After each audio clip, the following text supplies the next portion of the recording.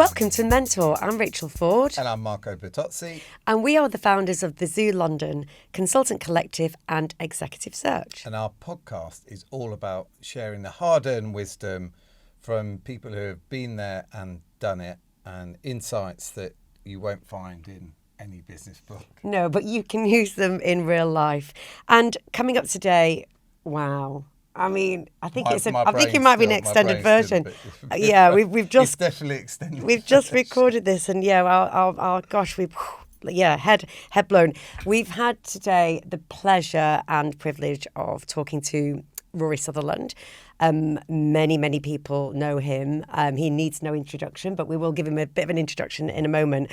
But it was just a really interesting conversation. We knew he wouldn't want to talk too much about himself, but we managed to get some nuggets about Rory's career. But everything that comes out of his mouth is just full of insight. And interestingly, going back to his early career, one of the questions I asked was, when did you realise that you thought differently, or did somebody recognise your different thought? And he said, actually, I think it's down to being neurodiverse. And actually, I think, did you say ADHD is an unknown superpower within advertising and marketing? But I think it's just that ability to think differently. He talked about neurodiversity being a feature, not a bug. And I thought that was really, really interesting. And how, and talking about how populations need disruptors and people who think differently. And it goes for our industry as well.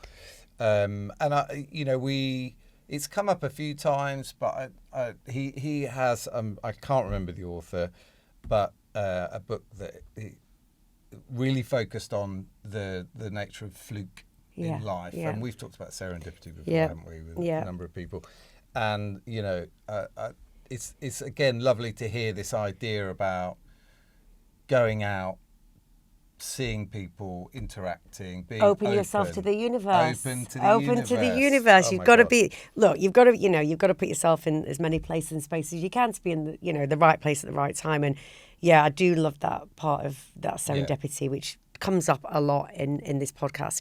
And then a big thing, I suppose, it's a bit of a cry to organisations, especially at board level, when it's very much focused on the operations and on the finances and the way a company's run. He said, really, in parallel, outside of the board, there should also be a board that's just purely focused on the customer. Yeah. Because customer first. We're all businesses driven by our customers, but sometimes he's just saying that you can lose sight of that, and it's really important that you've got some custodians of the customer, because that's where the opportunity comes. So you need to look at the opportunity versus just the operational I've just board. sort of like three more nuggets, which we're not going to go into. You're going to have to listen to the podcast. Yes, you are. There's loads. There's loads coming up. Loads coming up. So let's get Rory in. Come on, Godfather of behavioural science. Come on in. Hey, Marco, when you think of a great mentor, what words come to your mind? I think smart, definitely, supportive, obviously wise and experienced for sure.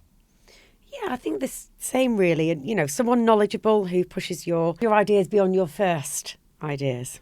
That's why we chose Viral Tribe, because they've helped us on our podcasting journey.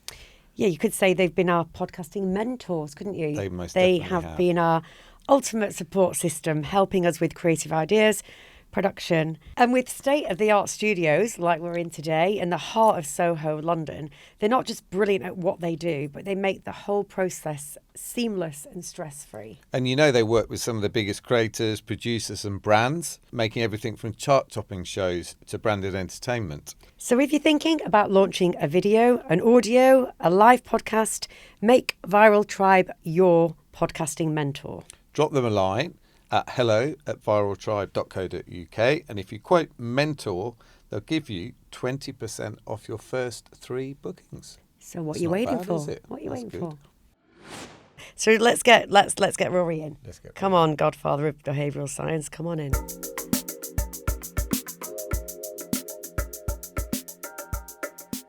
So today we're honoured to dive into the mind of one of advertising's most original thinkers, Rory Sutherland.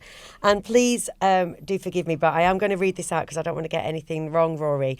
Formerly Vice Chairman at Ogilvy UK, where he co-founded its behavioural science practice, Rory isn't just an industry icon. He's now a viral phenomenon across social media. We had to get that in the beginning. You've got a TikTok account featuring clips of your talks and interviews with over 250,000 followers. And actually, we were saying before, both and all our kids listen and watch your videos. And you really have turned into, we should say here, one of the most unlikely TikTok sensations of the day. Do you feel like a TikTok sensation? Yeah, I mean, it's bizarre in that it's a kind of micro fame in that I don't need an entourage or anything, but I probably now can't walk through a railway station without someone basically waving at me, asking for a selfie or whatever. Well, yeah, and also saying, give us, So, and also your Instagram. So this is it. I know it's going to go this way, Rory, because we're only even now on the intro and we're already into the conversation, which is great. And on Instagram, you've got over 15,000 followers, which just really goes to show, like, your voice resonates way beyond the traditional advertising circles that you've come from, all the way to selfies in railway stations. But what I want to say, Rory, is what makes you stand out is your unique journey. You started at Ogilvy in 1988. I mean, wow, as a graduate trainee, and then you spent over 2 decades as a copywriter and creative director, and then eventually evolved into your role as pioneering behavioural science within marketing, as I said before. But outside of that, you're also a best-selling author. One of your most famous is your book, Alchemy, The Surprising Power of Ideas That Don't Make Sense, which challenges our obsession with logic and data, because instead you argue that many of the world's best ideas succeed because they appeal to human psychology. Irrational, we're all irrational, aren't we? Emotional and uniquely human impulses. And I do believe you're in the process of writing a latest book.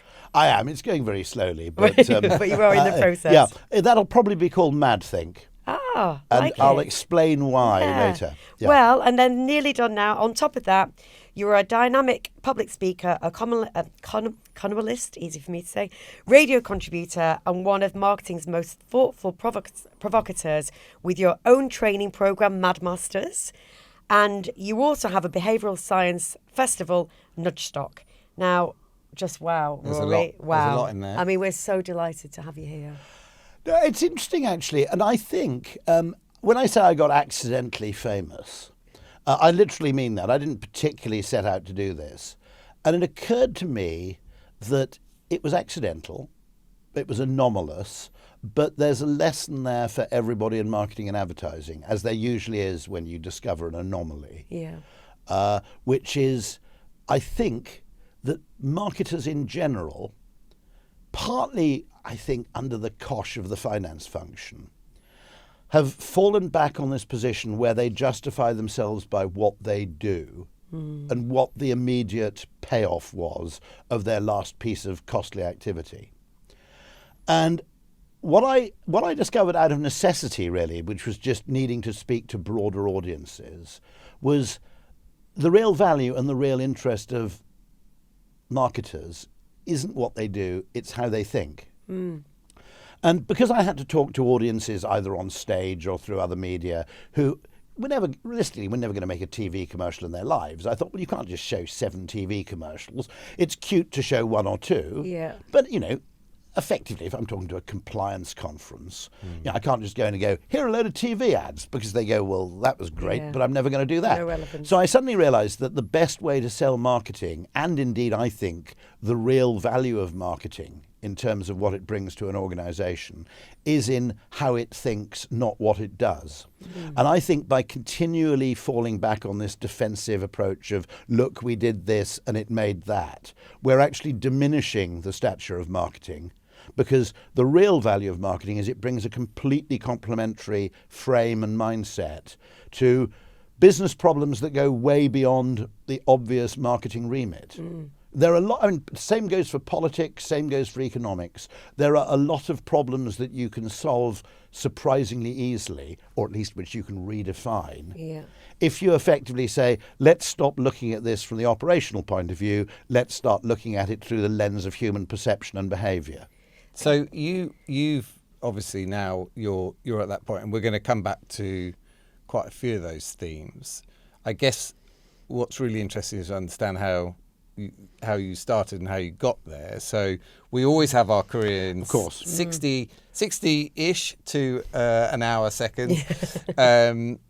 Just tell us, like, how, your journey to the point you're at now as a... I haven't really had a career. I've had a series of jobs. Jeremy Bullmore said the same thing. And that career is often, if you like, a post-rationalisation of a series of random events. Yeah, correct. Yeah, in other words, fair. it's an attempt to construct a coherent narrative. Yeah. From, if you talked about a musician's career, what you actually find in reality is that 3 or 4 freak coincidences determine 90% of what happened. And the other reason I say this is I am an unapologetic opportunist in that I think if you define success too narrowly in advance, what you're doing invisibly is you're creating a big opportunity cost in that you're limiting the number of ways in which you can be successful. So if you think about it, most of the media on which I'm known didn't even exist when I started work. It's rather like that observation that half the job titles in London didn't exist 25 years ago. And so in an unpredictable and random and complex world, the idea of a career is really a back formation. It's, in other words, well, this is what happened to me, and now I will construct a plausible sounding linear narrative around why all those things happened.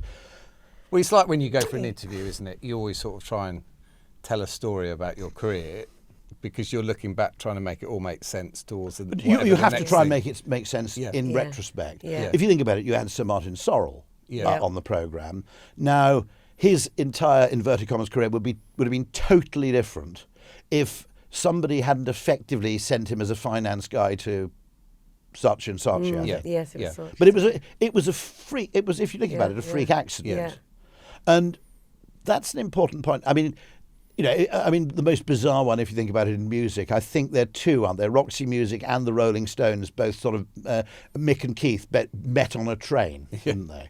Okay? Yeah. And one of them was carrying a load of blues records, and they just got into conversation. Yeah. So, if one of them had missed that train from Dartford, the whole of music. So there's a great book by Brian Klaas called Fluke about this, which makes the case that life is actually much more fat-tailed and random than we like to pretend. But we talk about this serendipity, serendipity all the time. And actually it's one of my favourite things because it's a bit like, but you can't almost have those moments unless you're open to them. So you have to be open to the universe, don't you? The perfect description of this, there's a book by a great guy called David Cleaveley, who's an entrepreneur, Cambridge entrepreneur. And it's called Serendipity, It Doesn't Happen by Chance. Yeah, it doesn't. And so his point is very interesting, and Nassim Taleb taught me the same thing. I've been very lucky to know him quite well. And he's probably, kind of the world's leading expert in fat-tailed events. And the point is that you can't actually plan serendipity, but you can increase the odds of it happening. Yeah. Exactly. Yeah. And quite a lot of actually slightly weird human activity, if you think about it, a lot of social events. You don't go along to a party with a party strategy and you don't do a cost-benefit analysis of Hopefully each individual. I mean, if you do, you probably don't get invited back, to be absolutely honest. But what you do know is that if you don't go to any parties, you're very unlikely to get lucky. I mean, in any sense of the word, getting lucky. Okay? Yeah. And so, there is a certain degree which Nassim Taleb calls you increase your surface area exposure to positive upside optionality, which is a very nerdy statistical way of describing what it means, well, to be famous, for example, or to be at least accessible to positive serendipitous events. Yeah. But more important than ever now, we often talk about the sort of younger generations, the working from home, all that kind of stuff, the importance of getting out and coming to work and going to events and... By the way, that's probably the most underrated but the most important role of advertising. And the financialization of advertising and the obsession with quantification and measurement, which is driven both by sort of the interests of IT, platform owners, and the finance function. Their fantasy is that every quantum of cost is matched to a unit of revenue. Okay, so in other words, it's a very mechanistic worldview. It's almost like optimizing a machine by optimizing the parts. I would argue that there are lots and lots of roles of marketing which are probabilistic, where you can't connect what you do to what you get. In the sense that, if you tried to disentangle your life, Yeah. it's, I don't know if either of you's married, for example, but, Both married. it's quite likely that you met your wife by chance, and if one, or your husband by chance, Yeah. and if one thing had gone slightly differently, tiny event. Well, it's those sliding doors moments, isn't it? But is it reasonable? Sliding doors is exactly Yeah. right. And Yeah. is it reasonable to demand, if in real life we can't demand perfect attribution of I would never have met you Yeah. if, okay, if we can't actually achieve complete attribution because X then Y of almost anything in real life, is it reasonable to demand it in certain business activities? I mean, I would argue both marketing and innovation are fat-tailed in that 10% of what you do probably delivers 110% of the value. It's not a proportionate sort of Taylorist thing where 1 unit of labour produces 1.5 units of value. Yeah. It simply Exactly, doesn't work. And yet we're attempting to measure it like that. I went absolutely bananas in the office the other day because a creative person had an idea to make something a lot better, and the client service person said, but it's not in our scope of work. Okay? And I said, look, the second we start thinking like that, okay, basically this business is shit. Because 90% of the value that happened that was produced by an agency was kind of incremental, unplanned, tangential. I mean, famously, if you take Think Different, that Apple campaign, the original campaign was quite a boring B2B campaign, which just showed important business people and think, effectively with Think Different.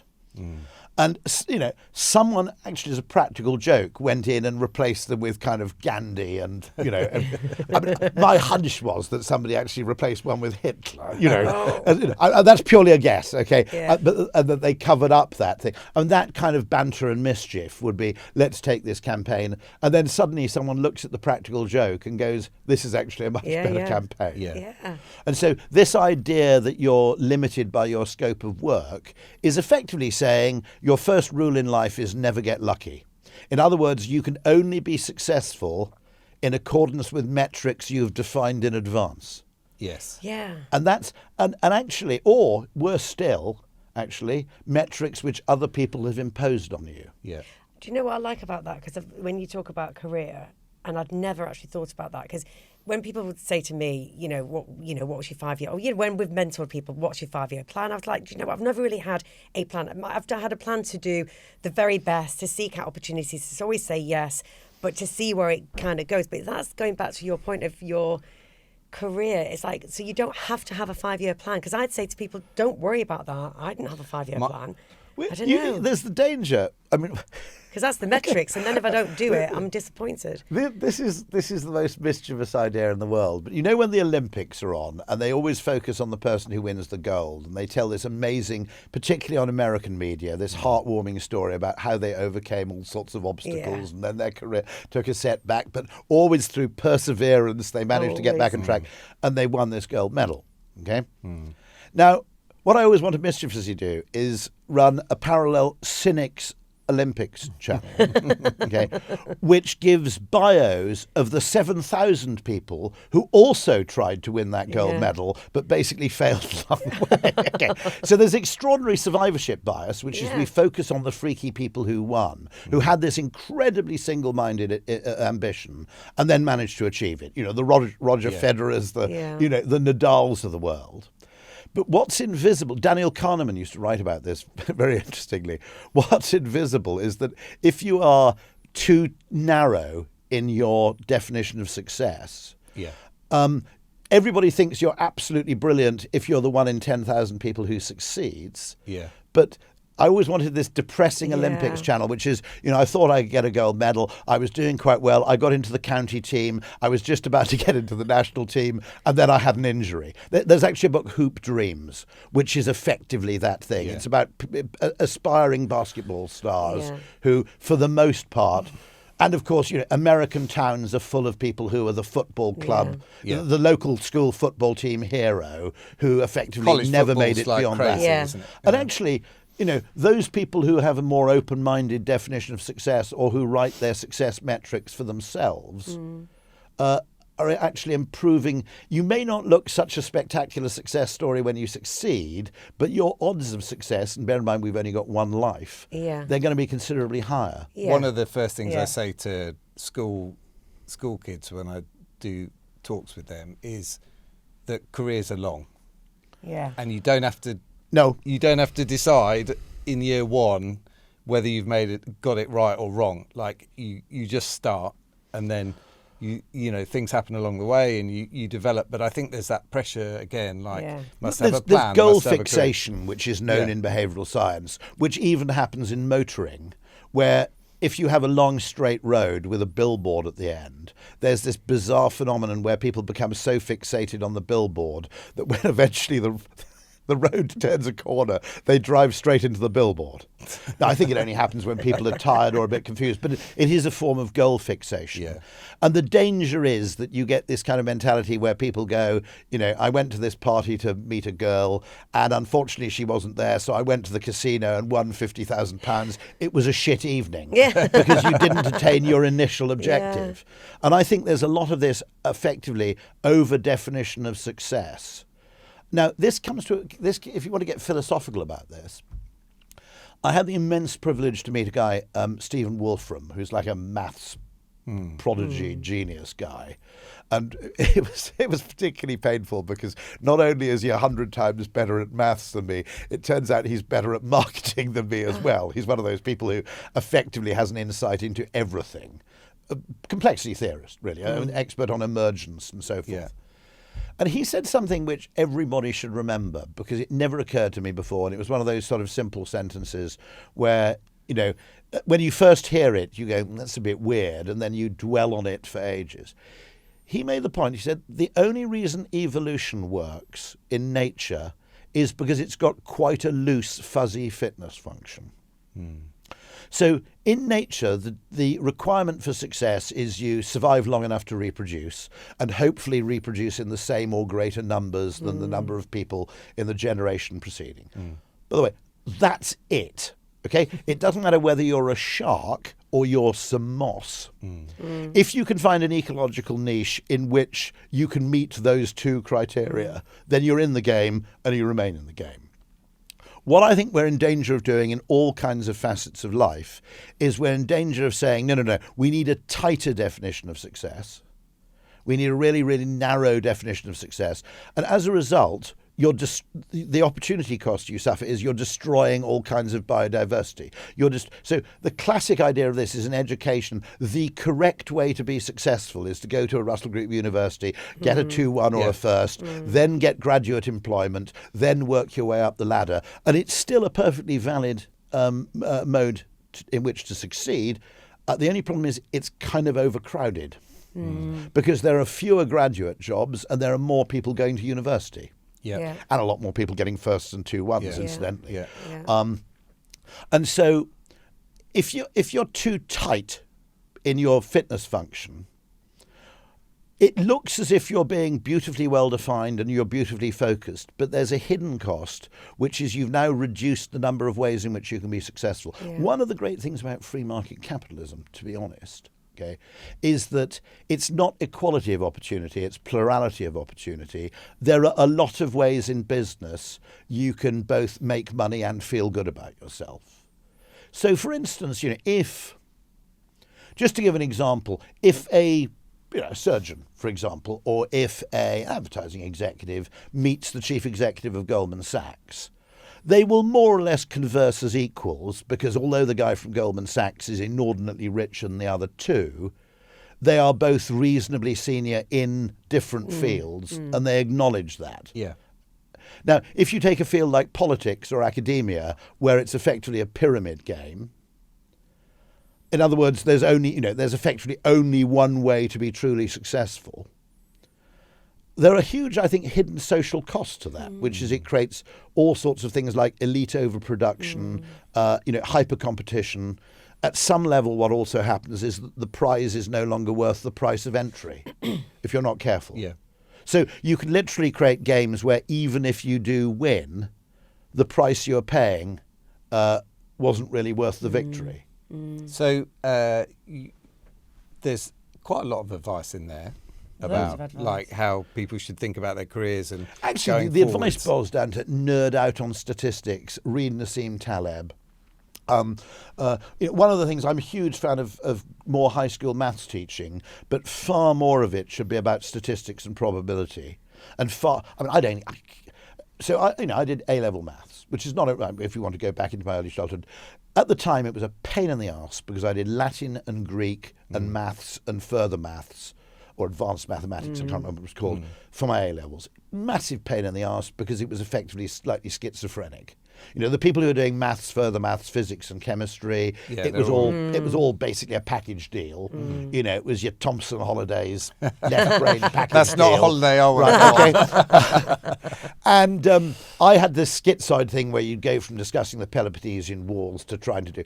Now, the interesting thing about my maths, A-level maths, is that I can't remember what a fucking cosine is. I have no idea what it's for. However, the relatively small part of the course devoted to statistics and probability, weirdly, I effectively, consciously or unconsciously, rely on every day in decision making. And consequently, I think teaching people maths to give them a more nuanced idea of statistics and probability actually pays off twice, because it helps you make better decisions. It helps you make better decisions in a better way, by the way. It also, I think, prevents you from making utterly stupid decisions. I won't get on to Lucy Letby now, because it's probably too early in the podcast. But it's a very, very interesting case. Whatever you think of her actual guilt, okay, in terms of the evidence presented, it's a very, very interesting case in terms of you can cherry pick information to make it seem entirely convincing and incontrovertible. But actually a really good statistician, and this is what had happened. The Royal Statistical Society, some heavy-hitting Spiegelhalter at the University of Cambridge have all gone in and said, no, the jury made a perfectly reasonable assumption based on the data presented, but the data presented was not representative. Yeah. Well, data can tell any story you like. And actually, you I can mean, manipulate it. You manipulate any data, Yeah. can't you? And I think it's interesting because, look, we knew this podcast was never going to follow out the usual format because also we just want to listen to you talk. You weren't expecting a plea for maths education. No, and we just want to listen to you talk. So we just want to give you a platform. But I think what is interesting and hearing you speak, if you go back to your early career, was there a moment where you realised, I think, quite differently to other people, or did somebody recognise in you, Rory, you're a different thinker because you're clearly. I'm probably a bit neurodiverse, and I always joke about advertising that it's the best way to monetize ADHD. I'd also, by the way, take a very strong position that neurodiversity in humans is a feature, not a bug. Yeah. And there's a wonderful academic called Helen Taylor, who I think was at UCL or King's College London and at Cambridge, who makes the argument that neurodiversity evolved in humans because in any group, at the group level, it's highly advantageous not to have everybody think the same way or to see the world the same way. Is that part of that evolution then? Like you said? Yeah. So the argument is, now it requires people to accept a degree of group selection. Well, actually, maybe it doesn't. I'll talk to Helen about that. But the argument being that human groups and any social species, if it's not careful, can get prone to groupthink, which is a form of blindness in a way, or it's a form of blinkeredness. Yeah. And the value of having someone see things differently. By the way, I think far more people see the world the way I do than most people think. I think what's happened is it's been suppressed. Well, they're too scared to. Yeah. Yeah. Because people not risk take like this. And also we have this rationality deference where if someone appears in front of us with a spreadsheet, we treat it like some sort of weird Delphic oracle. And we go, do you remember that weird thing in the Fraggle Rock? Yeah, I do remember Fraggle The Rock. trash heap has spoken, right? And the finance function of spreadsheets sort of play that function. Give people permission. Because it effectively gives people disproportionate power. Yeah. Because nearly everybody defers to numerical. It plays to information. everyone else's insecurities And about numbers, and doesn't it? Yeah. And marketers are probably quite often slightly insecure about the job, numbers and finance. Yeah. Yeah. Well, yeah. And also, mean, very interesting question, which is what you're doing, by the way, when you make that a requirement of decision making. Did you listen to LBC? Yeah. There's this whole debate in LBC, both this morning and yesterday morning. It's like free market research, LBC. I like LBC. There's this whole debate about the jury system and whether we need, effectively trial by jury. Now, it occurs to me that there is an advantage to having a jury as a complement. Bear in mind, a judge can throw out a case. If he thinks there's no case to answer, you can throw out the case. The system is biased towards acquittal, which is completely correct, by the way. And the whole idea of reasonable doubt is biased towards acquittal, which is, I'm sorry, I think it highly likely that this person did actually effectively perform this criminal act, but you didn't prove it to complete satisfaction. That's a bias towards acquittal. It's not on the balance of probabilities. Now, there is an interesting thing about a jury. Apart from the fact that it's social and it's representative, which is not irrelevant, a judge has to justify their reasoning. A jury doesn't. It simply comes up with a verdict. Now, a lot of people will go, that's terrible, because they could be using all kinds of wacko stuff, okay, to arrive at this conclusion. And that's true, okay? Yeah. Right? But as a result of that, not needing to actually show you're working out, not needing to justify your decision through rational means, a jury is free to use intuition and other forms of human intelligence which are evolved and instinctive, but not necessarily conventionally rational. Yeah. And so, now, that, I completely agree, that can be a disadvantage, that a jury could go completely batshit crazy. One can reasonably assume that in a good jury of 12 people, there'll be 3 or 4 people who would refuse to go along with something. In numbers, in other words, if people started reading tea leaves to arrive at the verdict, there'd be 4 jurors who go, I'm having no part in this. Yeah. But you can collectively, if all people agree they have the same intuition, which is that, either, to be honest, something about this feels wrong. Okay? Actually, okay, now a purist would say that isn't actually evidential, but equally we use intuition all the time. We use it to buy things, we use it to marry people, we use it to choose where to live. Okay, something about this house doesn't feel right is a perfectly legitimate reason not to buy a house. You don't have someone there going, but at a price per square foot average, this is actually 7% better than the average for the area. Okay, you go, but it just doesn't feel like me. And shouldn't we trust our gut? Sometimes. I mean, sometimes it can. So Gerd Gigerenzer refer to this as ecological rationality. So one very good area to trust your gut, I think, is whether to trust someone or not. Because obviously someone who's untrustworthy can disguise hard evidence of their untrustworthiness. It's generally much harder for them to come across as entirely trustworthy. Someone who's a psychopath, for example, that's a very interesting case in point. You can disguise certain elements of your psychopathy, but there are certain intuitive things which people go, something here feels a bit wrong. Doesn't feel right. It's evolved. It's an evolved talent. That's like walking. We don't know how we. If I asked you to describe how you walked, you wouldn't have a clue. My wife and I had a debate yesterday because my wife had tonsillitis, which is the esophagus behind or in front of what's the thing you breathe through? Your trachea. Because you haven't. And the only now we've swallowed and breathed for like 60 years. Okay, each of us. And literally the only way we could work out that the trachea was in front of the esophagus was that when someone has a tracheotomy, you go up to them with a ballpoint pen and slam it in front of them. Biro in the neck. So effectively it was only by watching Pulp Fiction or whatever it was. No, that was actually that was adrenaline into the heart, wasn't it? But it was only through actually working out that there's that biro in the throat. We do it through instinct though, don't we? Your home life I still can't tell. But I swallow and I swallow and I breathe all the time. But I've got no clue in terms of the internal plumbing that actually achieves that. And so it's completely ridiculous to say that even the only decision-making facility that evolution has gifted to us is rationality, particularly if you consider that lots and lots of organisms, dogs, cats, etc., survive perfectly well without a faculty, of deploying reason. And surely our whole, humans are based on fight or flight, aren't they? I mean, it comes from... Anyway, we really are... Right, Marco, bring us back to mental... Sorry. So we're coming back to... No, I want No, it's brilliant. We'll keep with the Brilliant. theme of juries. What was the jury at Ogilvy? What did they come up with when you were going through your career, and you were obviously coming at things from a slightly different The direction? jury is a wonderful way of putting it, which is you're allowed to be intuitive for a time. Eventually, you reach a point where cops are intuitive. Okay? Yeah. There are two stories I absolutely love about the Yorkshire Ripper, one of which is, by the way, like Greg Hahn, who you must interview. He's the founder and chief creative officer of an agency called Mischief in New York, which is absolutely fabulous.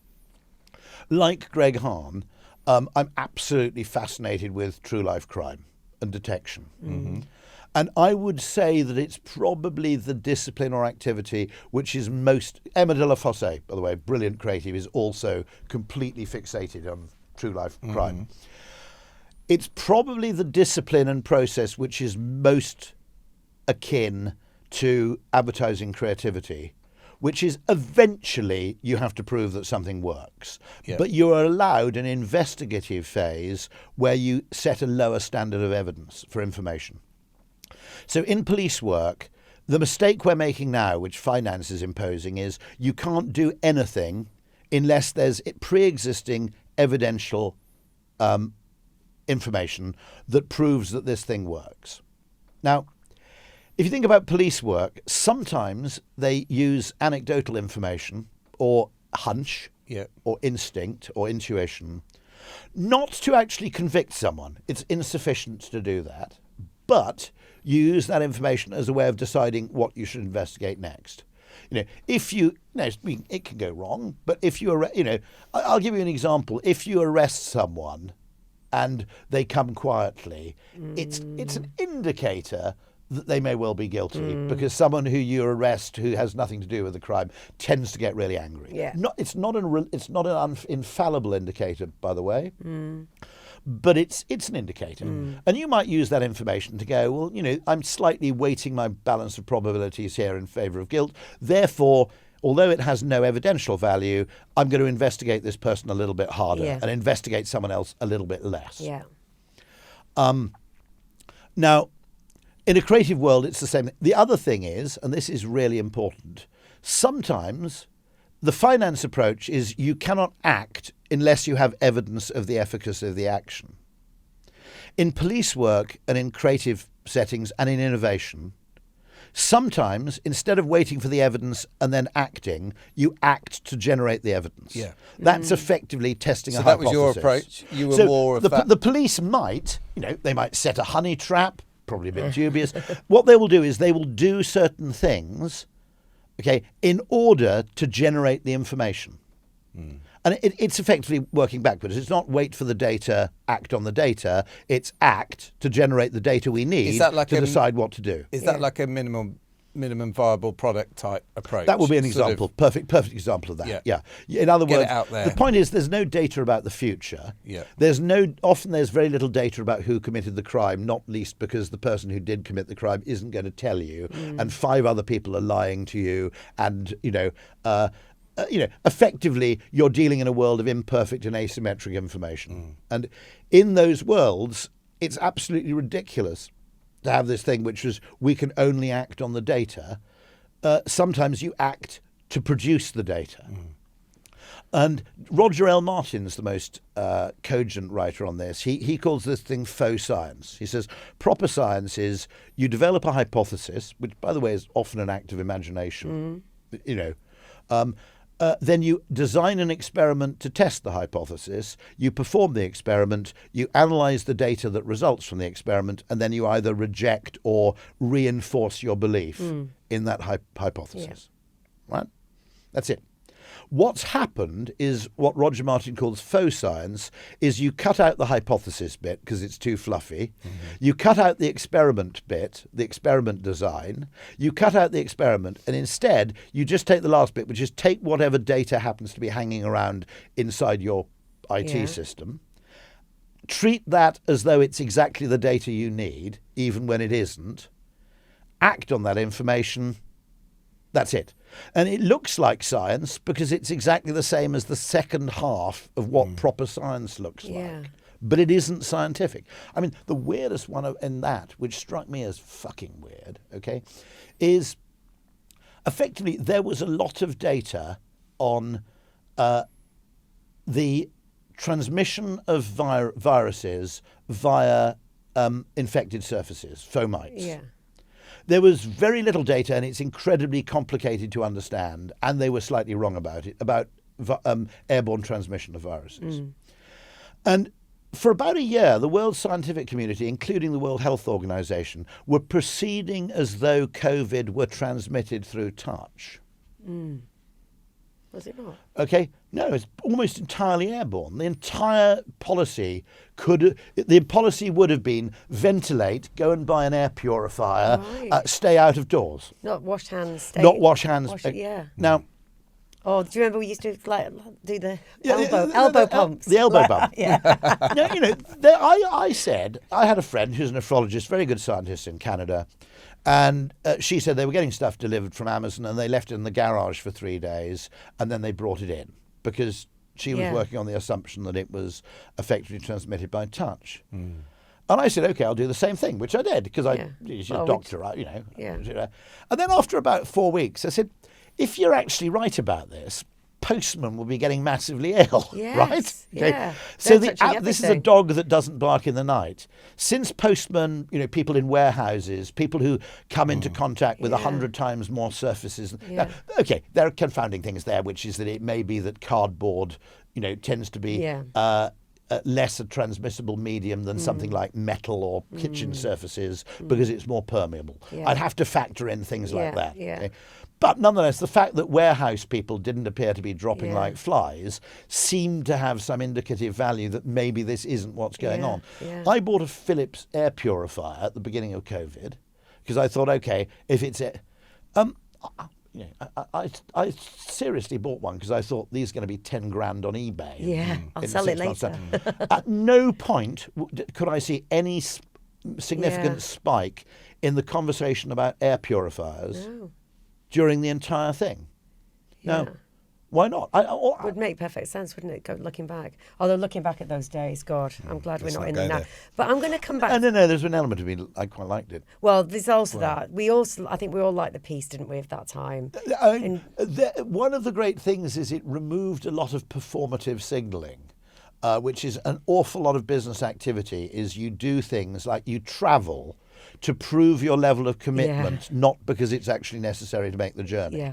So I had to travel into London today at, get up at 8 o'clock in the morning rather than just getting up at 5 to 10 so that you can show off your Shure microphones, in a physical studio. But it's so much nicer. It's so much nicer in real life. I'm slightly introverted. Sorry. What's your take on this? No, you are right. You are right. I would literally, what I would like to do is introduce sporadic. It was horrible because it was protracted. It was unbelievably horrible for people in certain circumstances, people who lived alone, people who lived in small apartments. There were people for whom I think haven't recovered from it in all kinds of ways, ignoring just long COVID. However, just as I think the Swiss had a referendum on having car-free days, what I learnt from Nassim Taleb is sometimes you don't optimize for the average, you optimize for the variance. In other words, it's exactly the same as human neurodiversity. There isn't a single optimal human brain. There's an optimal level of varieties in effectively, the brain chemistry and behavior and perception and all those kind of things. And one of the things I would say about the modern world is it's monotonous.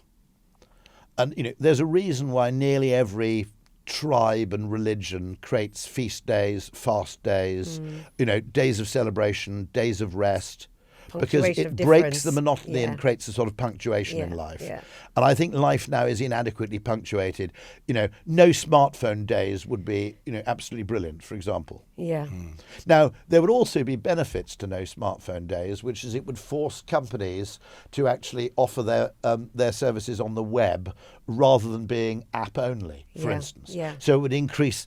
One of Nassim's arguments, which never occurred to me, is that one of the reasons you have things like Lent and restrictions on dietary behaviour is that it allows wildlife to recover. Yeah. So he argues that in complex systems, there are things that are anti-fragile, where actually they're strengthened by stressors and variation rather than being weakened by them. Yeah.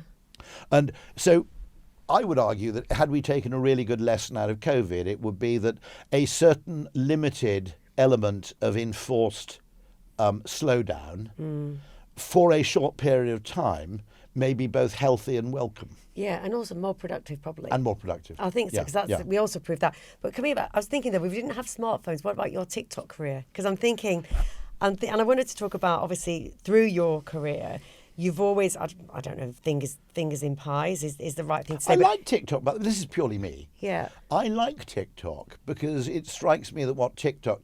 Somebody else was doing a rant about TikTok, going, you don't need this. Are you watching that thing, It's Her Fault? Oh, yeah. Absolutely brilliant drama, okay. Yeah. I keep seeing it on the screen. And the I haven't husband pressed go pretends yet. he's doing Quizzics, which is an after-school physics class, but he's just sitting in a car park eating chips and watching TikTok. And it was really funny because my wife was there going, gosh, that's terrible. He should be taking care of the child. And I was going, no, I can kind of see Yeah. that. I get that. What's quite funny is she, I think, assumes he's having an extramarital affair and he's just sitting in a car park. Yeah. Eating chips. And watching TikTok to me TikTok. strikes me as fundamentally very human. Well, it's In that everything it's on there, isn't somebody there? Yeah. entertaining other people Yeah. for the sheer joy of doing so. Yeah. Whether it's verbally, whether it's physically, it's everything from slapstick to stand-up comedy. It's the business of entertainment. That's something that's 500,000 years old in humans, I'm sure. Yeah. Right? Yeah. And it doesn't impose any imposition on me. I don't go, God, I've got to get home to catch up on my TikTok. No, God, It's no. something I can use for info But what about your snacking. own content, though? Yeah, but that's what you mean, your own content. It was totally accidental. Yeah. What happened was I did a lot of podcasts during COVID because there was nothing else to do. I continued doing a lot of podcasts on the very simple premise, again, mathematical, which is that it's much more efficient, even if the audience for a podcast is only 500 people, it's much more efficient to spend an hour of your time speaking to 500 people than an hour of your time talking to one person. Yeah. And therefore, generally, it makes sense to do podcasts. Yep. I also spotted very quickly, and we spotted this when we live streamed Nudge Stock, which is, you go, yeah, we got an audience of 100, we got a live streaming audience of 120,000, yeah, right, okay. And I went, hold on, that's fucking bigger than Wembley. Yeah. And so we got so blasé Yeah. sometimes about audience figures. We go, no, it's only got 5,000, it's not worth bothering. Okay, I've never spoken to a physical audience of, I think the biggest audience I've spoken to is 2,000 people, maybe 2,500, in a very large theatre somewhere. Yeah. Much as I have faith in behavioural science, I don't think it's going to become a stadium event. Okay, and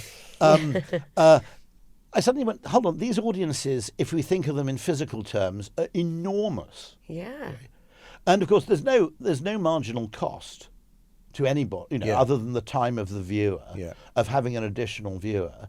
And so I said, look, maybe this business should be half a broadcast business. The entire advertising business has always been predicated on the fact that it's a bit like selling Fabergé eggs. You wait for someone to come along with a commission and you do it one-to-one on a personal level. WPP has just created this version of AI, which is effectively open to anybody. So a small business can use it to place and construct advertising. Yeah. When the technology changes, fundamentally, your business should change in response. And one of the things I think that advertising should do is it should actually broadcast ideas. Yeah. I don't think we need to wait to be asked. I think we Yeah. can generate ideas of... It's a bit like the difference between Fabergé and Wedgwood. Okay, so Fabergé incredibly intricate, highly personalised eggs. You had to wait for a member of the Russian royal family to come along with a stack of money and ask you for an egg. Wedgwood goes, we can make high-quality plates in such insane quantities, there's no point in us waiting to be asked. Instead, we'll get designers in, we'll manufacture a ton of plates, and then we'll go out and, wait for it, market them. In other words, we'll create the product first and the audience second, rather than waiting for the audience to define the product. That's basically why there's modern marketing. And what's interesting is that marketing itself could do this. Instead of always waiting to be asked, marketers could generate spontaneous ideas for innovation or for, communication techniques, and we could then take them effectively to an audience and then discover where the demand lies. This is not one of our not a direction we're going to go in, but just listening to that, and obviously there's a lot going on in the world. How is the modern creative agency now? Like, what is your view of how they should be evolving in the sort of state we're in at the moment? A few things would be really welcome. Happily, Cindy Rose, two of her missions, one of which is look after the people, who I think have been grotesquely ill-treated historically. And the person who writes about this, you probably know about Michael Farmer, who wrote Madison Avenue Manslaughter. Effectively, there was a period which ran up to about 1998, I would say, where advertising agencies were excessively well remunerated. There was a period where the balance was about right in terms of the work required, in terms of the money paid.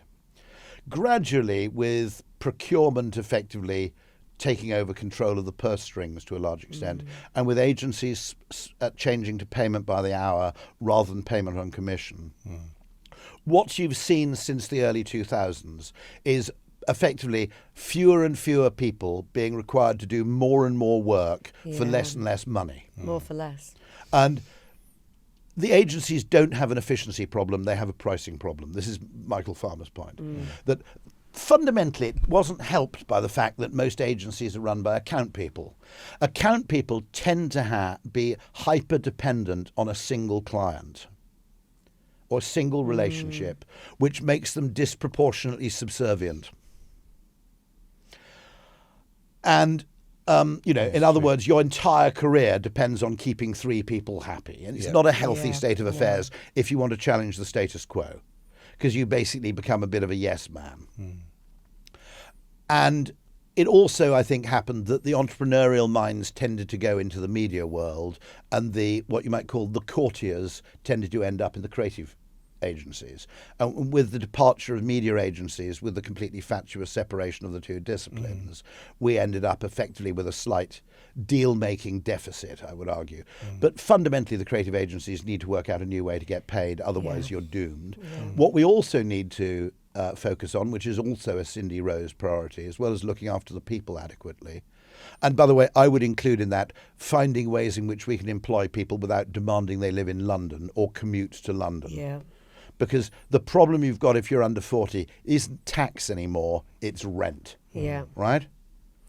I don't have to help my daughter out to cover her tax. Doesn't actually pay that much tax. She's 25. I've got to help my daughter out to pay her rent.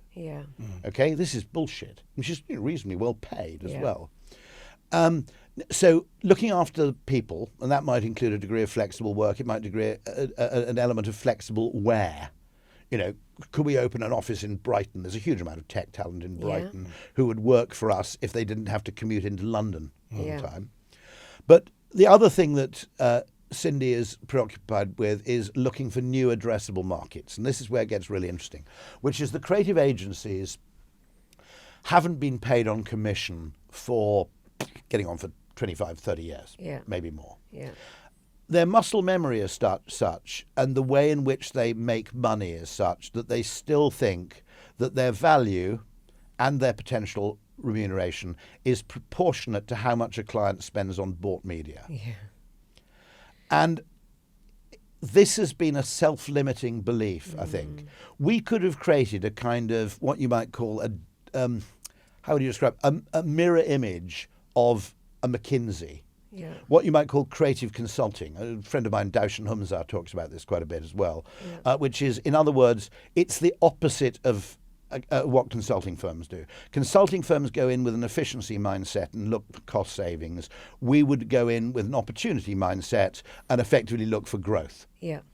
And you can't do that without the kind of imaginative capabilities you have in a marketing function, not necessarily an agency, but in a marketing department. And what we've done is we've fixated on the same large media spenders and completely missed an opportunity to sell how we think, not what we do, but how we think, to the wider business audience. I mean, not only marketing people. Yeah. I mean, different parts of the business, but also businesses which, with the best will in the world, are never going to spend a fortune on conventional advertising, but still need creativity. But even though you think about like the success of Google and the big platforms, most of their business is through SMEs, so small and medium Absolutely enterprises. right. Yeah. So in actual fact, really, the big holding companies have almost said, you're not big enough, we're not going to deal with it. But anyway, I am going to just try and come back. So through your career, so obviously you've worked with some incredible people.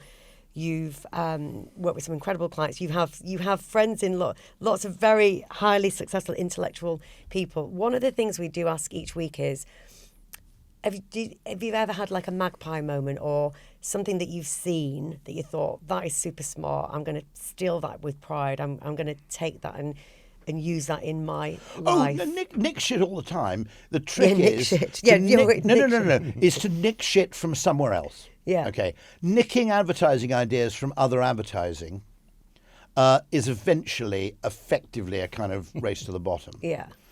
But what you might call, we call it in behavioural science, lateral category analysis.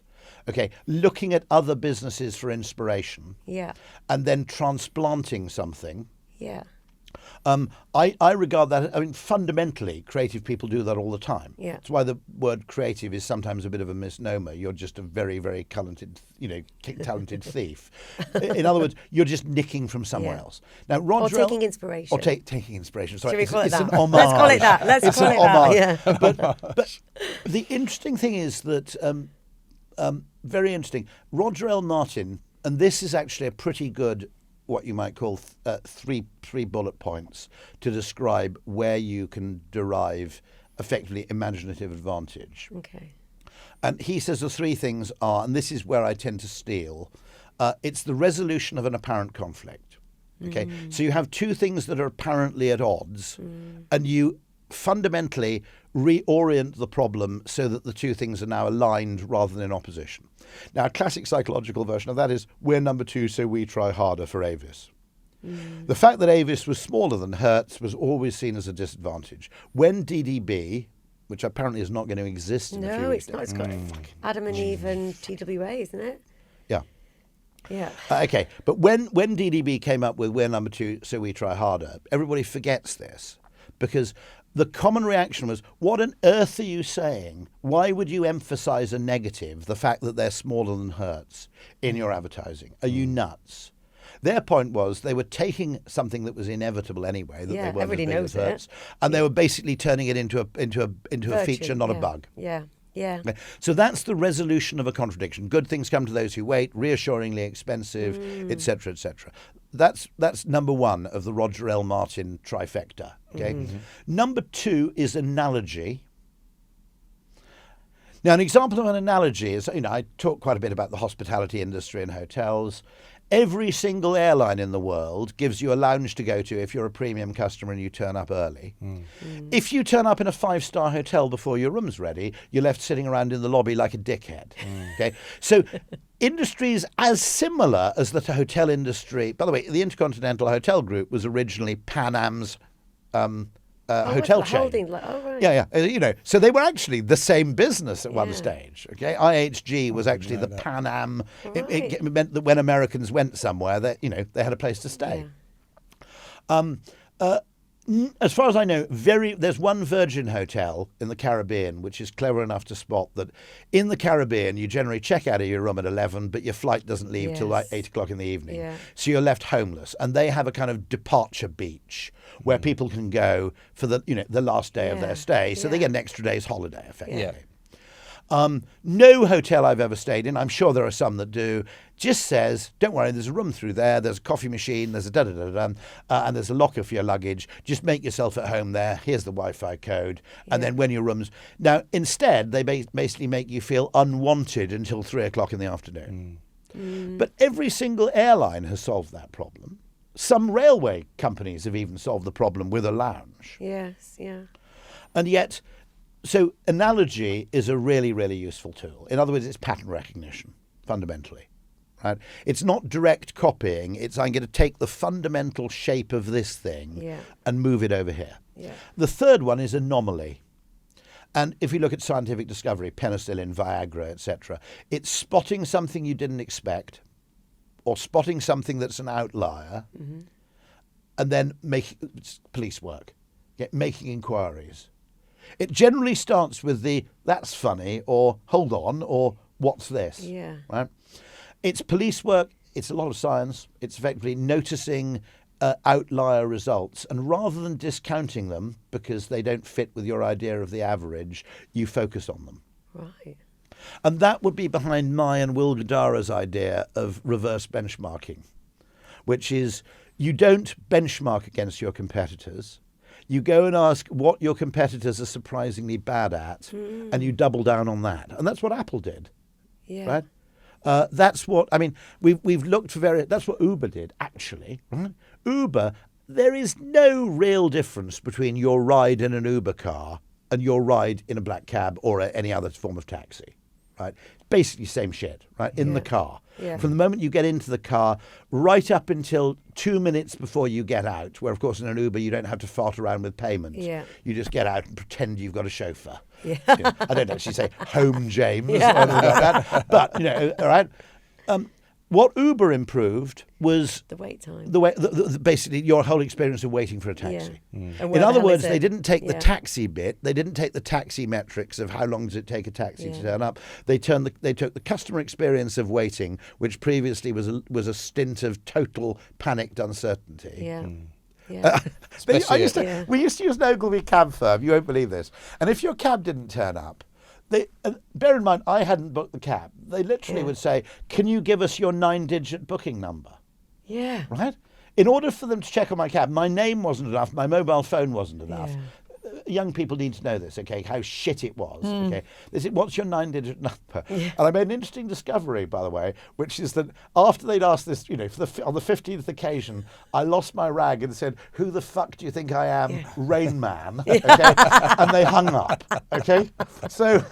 I'm supposed to memorise a 9-digit fucking booking number. Absurd, Get it, you know, absurd. crying out loud. Yeah. And so, very often there's this fantastic innovation waiting to be discovered by. Now, it's not benchmarking; it's the opposite. You take what your competitors are shit at. Yeah. Apple said everybody's pretty good at the tech side, but aesthetics, usability, and look and feel are a piece of shit. Yeah. If you see the Apple One, you wouldn't believe it, right? Absolute, you know, it's a circuit board, basically. You know, in other words, they're not making the thing. Now, famously, I had a friend I was speaking to last night who joined Apple, and they always quote the fact that when Steve Jobs returned to Apple, a journalist wrote this massively critical piece about the resurrection of Steve at Apple, which said the trouble with Steve is he's trying to serve everybody caviar in a world where people are happy to eat sandwiches. And apparently incoming Apple employees are effectively taught that phrase as a kind of fuck you to the journalist. In other words, you know, this is exactly the mentality we're fighting against. Yeah. And actually the point of... Which is the whole point. You know, the whole point of what they're doing. Caviar is actually a very bad example. Just pulling on that, thread, caviar that much, but nonetheless, pulling on that thread, within the Zoo.London, we have thousands of consultants who are sitting somewhere between they're going to get a full-time role again, or many are thinking about a next business or to start a business. And I know you're a massive advocate for marketing, supporting, like if you're starting a business or you've got a great product or whatever, marketing is an incredibly important part of What's your advice to someone starting? Marketing, you cannot do strategy without marketing. And this is, Roger L. Martin says this, Gary Hamel says it. Effectively, since strategy has to be a series of actionable choices about the future, and it has to account for those parts of your business universe which you don't directly control, i.e. the customer and the competition. Okay? This idea, I mean, the idea that you can be a strategic consultant without considering, human behavior, human perception, likely competitor behavior. And actually, by the way, competitor psychology is also a really interesting source. I go to all our digital clients and say, just do physical direct mail. And they go, why? And I go, because it'll probably work really well.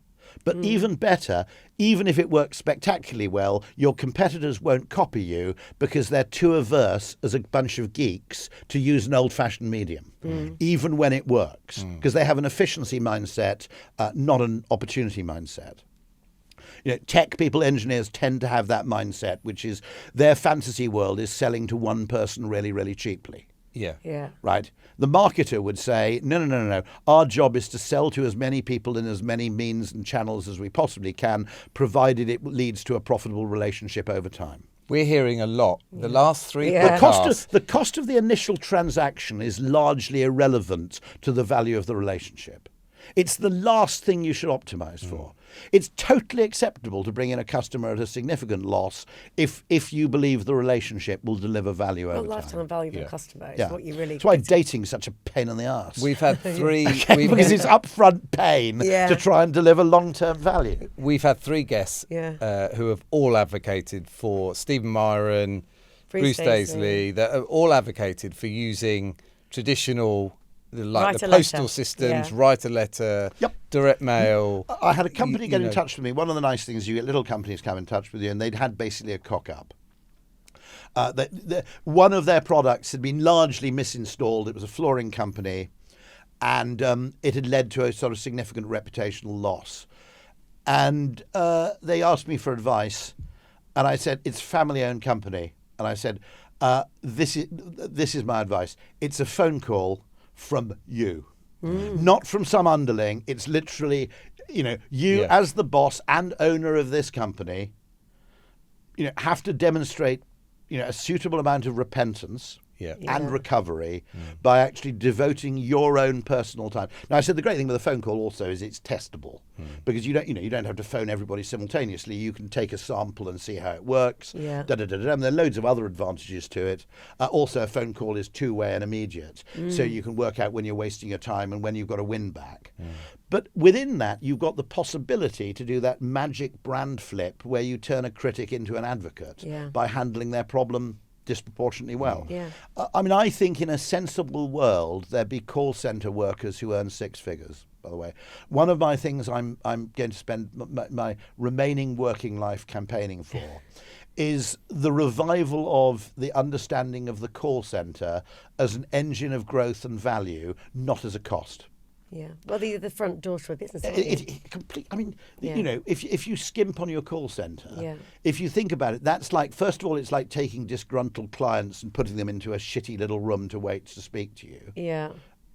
And it's also like, having, effectively having litter in your reception. And it's fascinating how family-owned and founder-run businesses understand this because they have an opportunity mindset. If you think about all of Octopus Energy's, by the way, I was just going to say, Octopus Energy, they even run it in their advertising. How brilliant! People ringing up the call centre, from the call centre. Saying thank you so much. Now, two things. It's on radio, which is a grotesquely undervalued medium. Always has been, always will be. But if you've got a budget constraint, what tends to happen is people cut the radio. I would argue if you've got a budget constraint, spend it all on radio. Right? To an extent. When everybody else zigs, zag, etc. But also, it is effectively, it's value on rather than money off. Octopus has already established itself and is a highly competitive player on price. The one thing they have to worry about is that, which is true of all digital businesses, by the way, that people assume that the low price comes at the cost of something else. And so, no, I mean, conventional media are grossly undervalued, and also the peculiar strengths of digital media. I address, direct addressability, discrete media, hyper-targeting, measurement, right? Which are the things that new media do well that old media did relatively badly. Okay? Have been completely overweighted in our assessment of the effectiveness of our advertising. So I worked in direct marketing. I'm still a direct marketer. That's who I am. Yeah. Okay? Who are my kind of great influences? It's Steve Harrison, Drayton Bird, David Ogilvy, who are all in many ways direct marketers by temperament. But we all noticed the same problem, which is the great thing about direct marketing is you could test and you could measure. The downside was you're never allowed to do anything you couldn't measure. Yeah. And that's ridiculous. Or you could measure at the individual level. It's one thing to be able to measure something at the collective level, but this insistence that every quantum of expenditure has to be married to a quantum of incremental revenue effectively is limiting your media choices. And I would also argue it's probably being driven by the platform owners who benefit from this delusion. Yeah. The finance function, who use it as a vehicle for basically lording it over the marketing function. And also, I'd argue media agencies, which probably can make more money in the weird kind of shit that goes on in the digital media world than they could in the...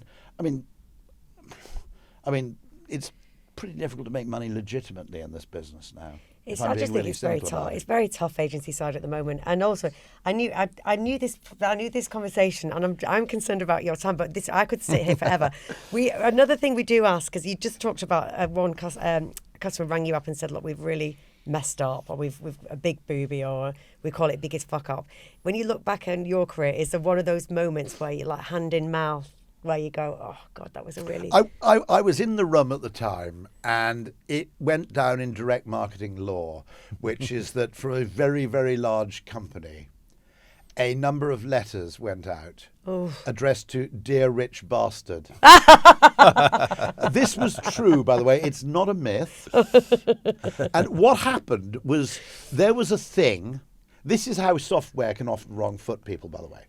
Someone wanted to do a test run of the mailing, which was a physical mailing.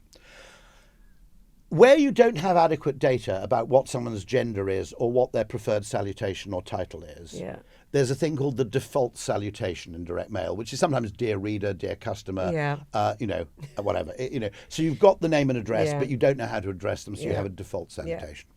The software wouldn't allow this junior operative to perform the test run unless there was a default salutation. He'd contacted the client to ask what the default salutation was and hadn't got a reply. So wanting to get on with his work, he just typed in, it was a high-end part of the database, okay? It was the most valuable part of the database, Dear Rich Bastard. Forgot all about it, okay? The client never got back to him with the correct salutation. It went out. This is where the funniest thing happened. So I'm sitting there, this has just gone out. The client has set up this massive phone number for anybody who actually calls in, right? And then a colleague's phone number next door. Only about 200 or 300 of these went out. Maybe it was something like that. Yeah. A colleague's phone number on the other side of the partition rings and says, hey, Carl, do you work for this client? And Carl said, yes, we do. He said, well, you see, the thing is, he said, I've just got a letter addressed to me from this client that's Dear Rich Bastard. He said, can you find out if it's your agency that's done it? And ring me back. And Carl makes a few discreet inquiries. We hear him over the kind of over the partition. And we said, that's actually us.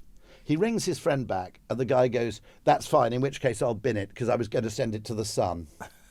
So the extraordinary fluke was that the one person who was going to take it to the Sun happened to be mates with someone who worked for the agency. Thank the Lord for that. The point about that is the real world, if you read this Brian Klaas book called Fluke, the real world is absolutely packed with weird coincidences, outliers, fat-tailed events.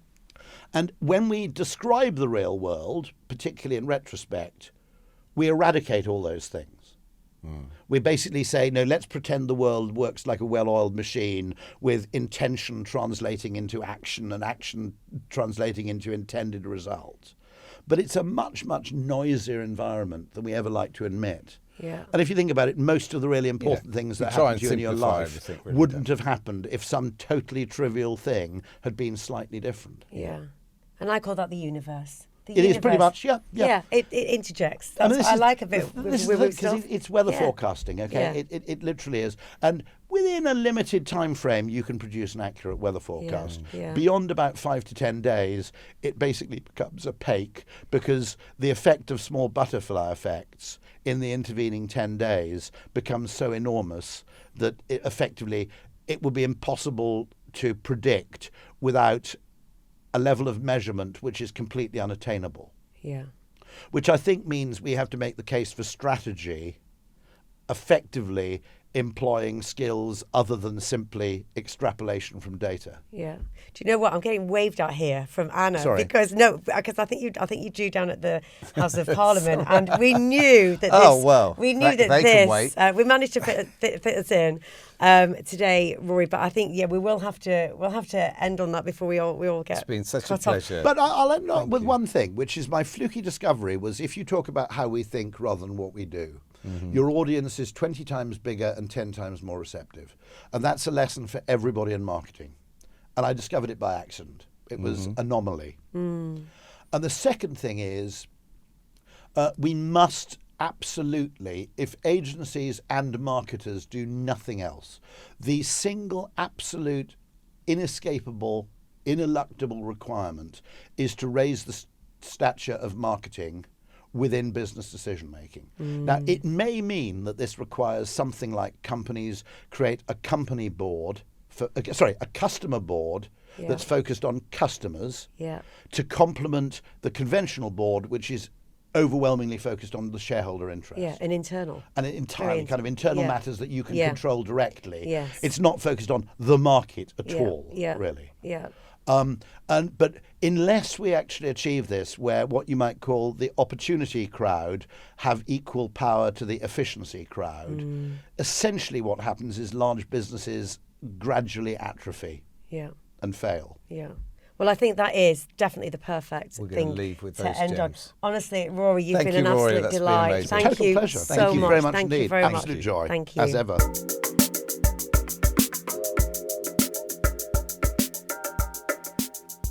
That's all we've got time for. Oh, sadly. Sadly, because it could have gone on. It could have gone on all day. If you enjoyed this conversation, please share and subscribe to Mentor and share it with maybe someone else who's navigating their career, starting their career, navigating their career as well. And if you need a little bit more wisdom in your business, be sure to come to TheZoo.London for consulting and executive search. Mentor is a Viral Tribe production. Don't forget to give us a follow on Apple or Spotify podcasts. And we'd love to hear about your mentors and your stories, so do drop us a line on our socials and join us next time for more pearls of wisdom from Mentor. Thank you. Thank you.